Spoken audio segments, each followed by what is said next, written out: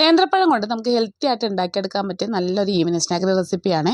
അപ്പോൾ അതിനായിട്ട് ഒരു നേന്ത്രപ്പഴം എടുത്തിട്ടുണ്ട്. അതൊന്ന് കട്ട് ചെയ്തിട്ട് നമ്മൾ മിക്സിയുടെ ജാറിലേക്ക് ഇട്ടിട്ട് കുറച്ച് വെള്ളം ഒഴിച്ച് ഇതുപോലെ നരച്ചെടുത്ത് നമുക്ക് മാറ്റി വയ്ക്കാം. ഇനി ഒരു സോസ് പാനിലേക്ക് നമ്മളൊരു 1/4 കപ്പ് ശർക്കര പൊടിച്ചതും 1 കപ്പ് വെള്ളം ഒഴിച്ചിട്ട് ഇതുപോലെ ഒന്ന് മെൽറ്റ് ചെയ്തെടുത്തിട്ട് മാറ്റി വയ്ക്കുന്നുണ്ട്. ഇനി നമ്മൾ വേറൊരു പാത്രത്തിലേക്ക് 1 കപ്പ് ഗോതമ്പ് പൊടിയാണ്, അതിലേക്ക് നമ്മൾ ഈ പഴത്തിൻ്റെ മിക്സ് ഒഴിച്ച് കൊടുക്കുന്നുണ്ട്.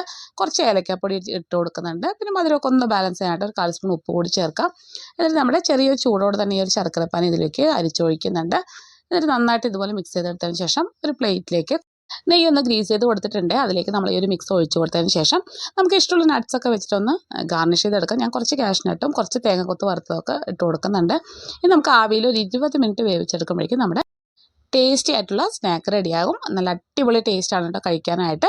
അപ്പോൾ നമ്മുടെ ഈ ബനാന കിണ്ണത്തപ്പം എല്ലാവരും ഒന്ന് ട്രൈ ചെയ്ത് നോക്കിയിട്ട് ഫീഡ്ബാക്ക് അറിയിക്കാൻ മറക്കരുത്.